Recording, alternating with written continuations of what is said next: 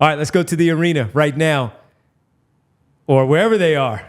I don't know where they are. Joining us live right now, we got Derek back in some place in New York. Looking like a swanky hotel room or something. Swanky hotel room. Hey, Derek, man, how about that? I can imagine that if we were getting you on with a different result, the smile wouldn't be on your face right now. And even your sickness might be a little bit better based on how that game went. With a if there's one thing worse than being sick, it's having lost and writing an obituary and being sick, which I feel like I've probably done a couple times before. But no, I'm back at the arena. I'm back at the hotel room. They do not necessarily make it easy to do these post-game hits at MSG. So I am here. Kyle is about to get back on the train, so you're stuck with me once again here tonight. No worries, man. Well, listen, can you talk about the range of emotions of everything? Tyrese Maxey at one point with 29 points, but with the turnovers and some of the missed opportunities there down the stretch. And then that 7 seconds and 7 points in 17 seconds there, and capping it off with the 34-footer from still logo because of how they have it on their Madison Square Garden floor, for him to unfurl an all-time classic here in this moment. Yeah, I mean, it really was. I mean, Kyle and I were not even really joking. We were honestly wondering whether or not we should try to start going down to the press area, because we were up on the top floor, on the third floor. And the last time we had a post game, we weren't able to get down to Nick Nurse's press conference in time because we got caught in a stairwell with a bunch of Knicks fans. Well, it actually ended up turning out I didn't get down for Nick Nurse's press conference in time because a fight broke out in the stairwell as I was trying to get down. But we ended up not going with 30 seconds left in regulation. It turned out being a great thing because we would have missed one of the all-time classic moments. And boy, talk about a place where you cannot hold a 6-point lead with 30 seconds to go. Madison Square Garden, there is something absolutely wild in that building. But that was, it was one of those, if you were a Sixers fan, you would have nightmares, or if that happened to the Sixers, you would have nightmares about, because it's one of the most inexplicable endings that you will see. And I understand that we just said that 3 games ago, but that was to have that 4-point play and then that logo 3 to erase that deficit was just wild. And it really is an absurd skill level that Tyrese has developed. He did make a couple of really key mistakes down the stretch, from the missed 3 throws to the really bad turnover, and he made up for that in the best way possible. Him developing into a person that you can rely on to run offense through, to get you those last-second desperation shots and have a good look at it. When he pulled up from the logo with 6 seconds left, it was like, what are you doing? What are you doing? What are you doing? Oh, my God, incredible shot. And he did leave a little too much time on the clock. I thought he maybe could have gotten 1 or 2 more dribbles, but he was open there. He took it, and he made it. It was an all – if, and that's a big if, because there's a lot of series left.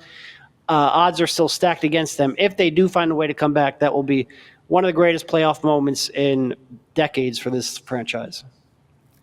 Crazy. Derek, I'm not going to ask you a very good question here, but it's all I got. Joel Embiid, discuss. So I thought in the first half, I thought he clearly didn't have it right from the jump. Energy-wise, movement-wise, I'm not sure if the knee wasn't feeling well or if it's some migraines. He talked about the migraines a little bit after the game, but he didn't have it. And I thought he made a concerted effort to try to be a facilitator. He talked after the game about being a decoy. I thought he made some pretty good passes in the first half. I thought the Sixers shooting was atrocious. He probably had, 5 assists in the first half? I think he probably could have had 7 or 8. I thought he had a pretty good control of the game in the first half with absolutely no energy, no lift, no movement for whatever reason. The fourth quarter turnovers were a disaster. They were an absolute unmitigated disaster. And a lot of turnovers, I know he probably had 4 or 5 turnovers in the first half. I feel like a lot of them were miscommunications, or even times where Tobias I thought had a clear rolling opportunity and he just didn't commit to it. And I think Joe thought he was going to commit to it, and that was a turnover. Like, there were a couple like that. But in the fourth quarter, a lot of them were Joe just making sloppy, lazy passes or decisions. And that was really frustrating. But he did then turn it around defensively in overtime. I thought he was pretty good on the glass for most of the game. There were a couple of possessions certainly where he was beat, but for the most part, I think he helped close off the offensive rebounding battle. It was a real up and down game, but it is one game where I do give him some credit for finding a way to contribute down the stretch, especially in overtime, and impact the game, even though he had absolutely nothing. And he was talking after the game about how he was bad offensively and how the turnovers were bad. He was pretty open about that, even joking after the interview was over about that. But I thought he found a way to impact the game. And this was one of the games where that wouldn't, if Tyrese Maxey didn't go on an all-time heater, that wouldn't have mattered.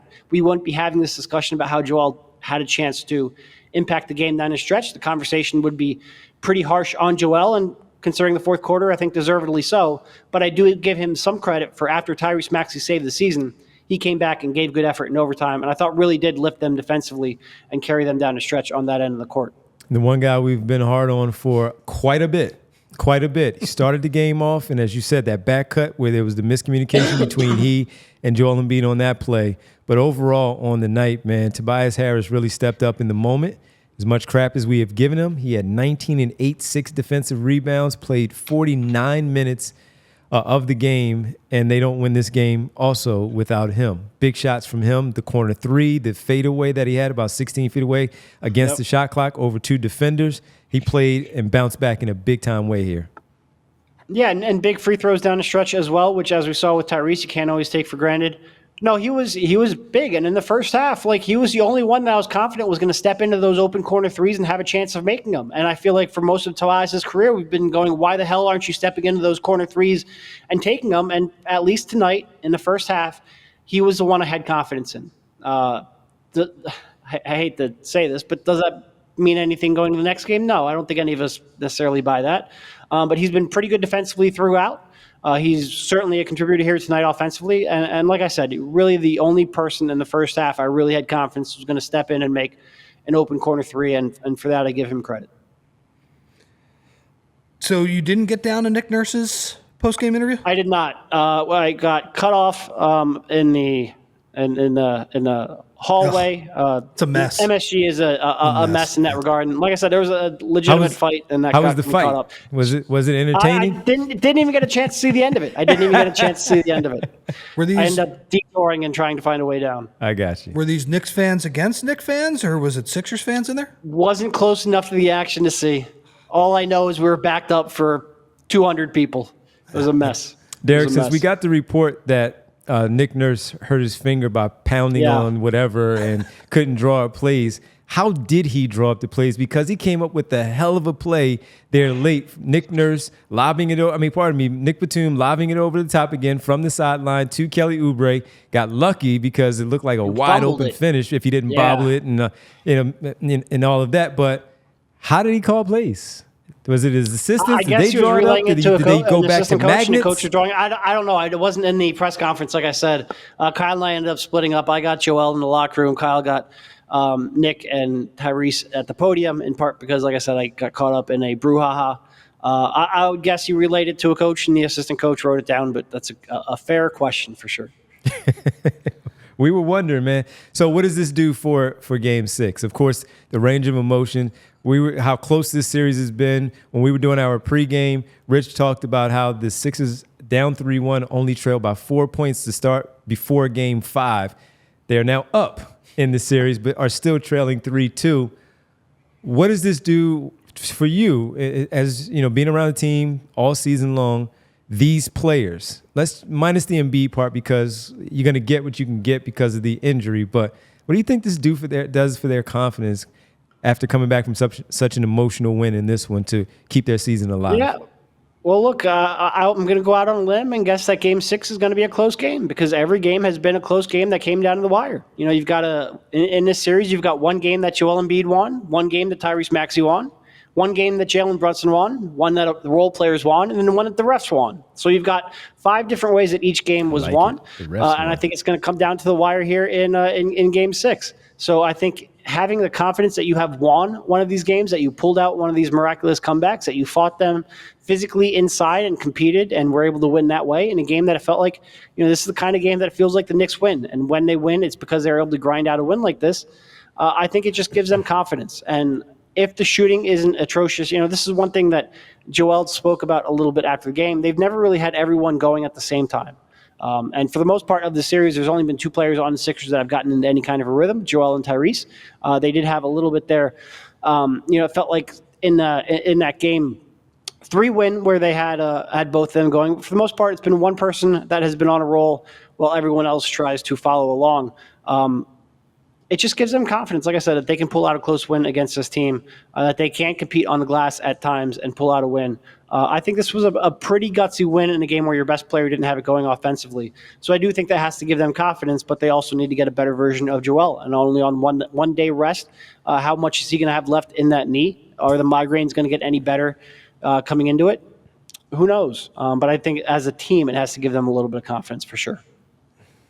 Last one for me. This is small, but you pulling B-ball for Game 6?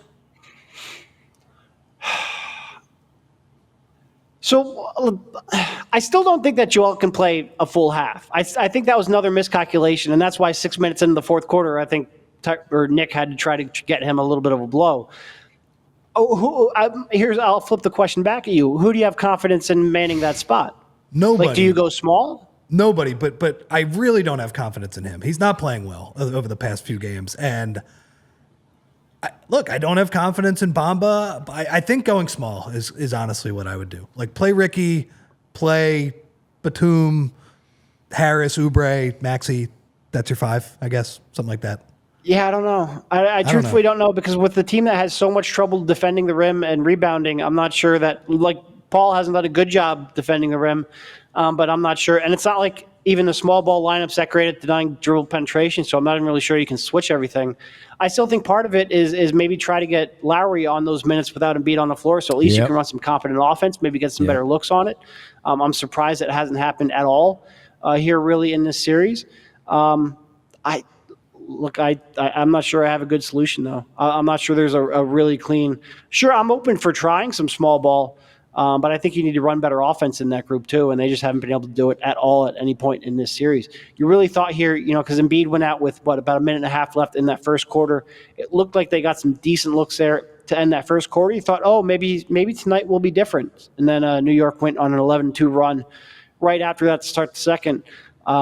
I'm generally open for small ball lineups. I do think against this Knicks squad, it can be a little tough to do that. But really, I'd love to see some better offense run as well, and they just haven't been close. All right, they've all Derek, been bad. They have all been terrible when Joel Embiid has gone on the bench. It's a comedy of errors. It's been really bad.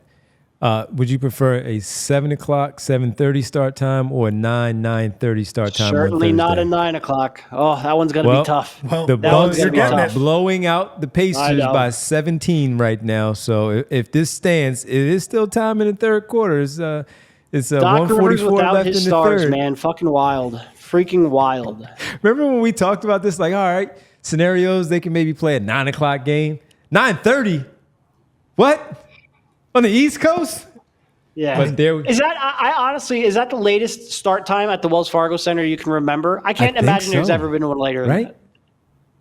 We might have gotten an 8:30. No, we definitely have 8:30 because the Saturday games are 8:30, and even the Christmas Day games are some of the ones that they played when they were here. 9 p.m. Come on, That's Doc. insane. But we'll be here. Because of Indy and Milwaukee, put that game on NBA TV. Who cares? Nobody. Come on.